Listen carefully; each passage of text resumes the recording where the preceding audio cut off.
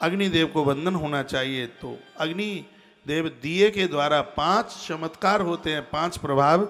सबसे पहले अग्निदेव शत्रु का नाश कर देते हैं, इसके द्वारा बुद्धि का विकास होता है। तीसरी बात है कि इसके द्वारा वंश की वृद्धि होती है। और चौथा काम है कि इसके द्वारा दरिद्रता का नाश हो जाता है, गरीबी खत्म हो जाती है। मेरे निवेदन पर ही यज्ञ करके दिया जला के आप देखें, गरीबी खत्म हो जाएगी, दरिद्रता समाप्त हो जाएगी। दिए का इतना बड़ा प्रभाव है, यज्ञ का इतना बड़ा प्रभाव है। यज्ञ में मैंने तो बहुत कुछ खोजा है। हम लोग ये जन के बिना नहीं रह पाते।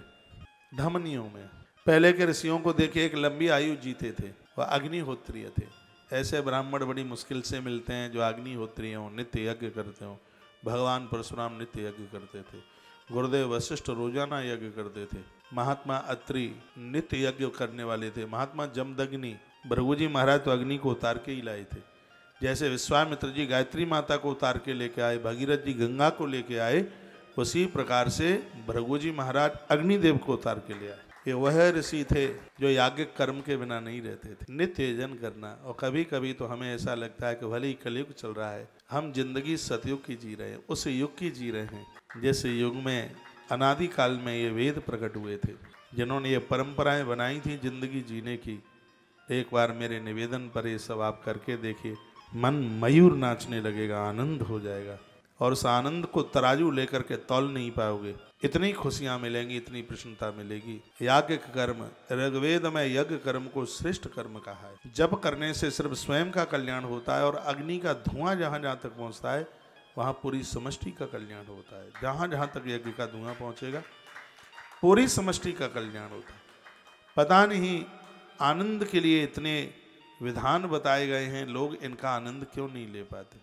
लोग कहते हैं कि आपको तो सब बनी बनाई व्यवस्थाएं मिल जाती होंगी, ये सब बच्चे संभाल लेते होंगे, आप भी करने को तैयार हो जाओगे, ये प्रकृति तुम्हारे लिए भी समाधान कर देगी, किसी न किसी को लगा देगी, तो तुम करना ही नहीं चाहेंगे।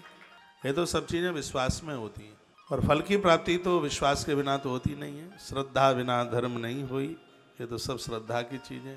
आप कर सकें तो अपने घर में 8 दिन में, 15 दिन में, रोज जब जैसे आपको मौका समय मिले, घर में यज्ञ का धुआं होना चाहिए। दिया तो सुबह शाम जलना ही चाहिए। कुछ ही दिनों में आप परिवर्तन देखेंगे, आप आनंद देखेंगे।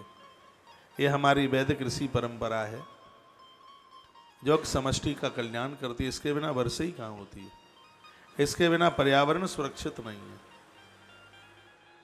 इस वैदिक आराधना को अपने आप से अलग मत कीजिए। दरिद्रता का देखिए, जीवन में सबसे बड़ा सुख क्या है? गोस्वामी जी ने लिखा, जीवन में सबसे बड़ा सुख है वह है संतों से जुड़ाव हो, संतों से मिलना हो। इससे बड़ा सुख नहीं है, इससे बड़ा आनंद नहीं है। हम महापुरुषों के संपर्क में हैं, हम कहीं न कहीं संतों के टच में हैं। यह जीवन का सबसे बड़ा सुख है। बाबा तुलसी ने कहा जीवन का सबसे बड़ा दुख क्या है? दरिद्रता झेलना। अपने पुरुषार्थ की तलवार के द्वारा दरिद्रता की रस्सी को काट फेंको। ये ना चलाओ के भाग्य में नहीं है, सब भाग्य कर्म के द्वारा बनाया जाता है। ऐसा कुछ भी नहीं है। तुम्हारी जन्मपत्री हर रोज बदल सकती है, हाथ की रेखा हर 10 मिनट में, 1 मिनट में बदल सकती है, लेकिन वह होगा तब जब हम पुरुषार्थी बनेंगे। जन्मपत्री के ऊपर अपना भाग्य छोड़ दोगे तो माथा पकड़ के रोते रहोगे। मैंने जन्मपत्रियां देखी हैं, मैंने जन्मपत्रियां बनाई हैं, और मैं ज्योतिष के ऊपर विश्वास करता हूं, लेकिन इसके ऊपर मैं विश्वास नहीं करता कि उसमें ग्रह रूठ गया तो माथा बांध करके बैठ जाए। कोई रोग हो जाता है तो उसका समाधान है ग्रह, कोई वक्री होके बैठा है तो उसका समाधान आपका पवित्र कर्म है।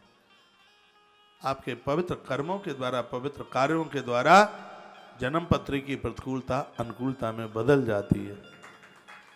नित्य काम, अच्छे कर्म किए जावे, सब कुछ ठीक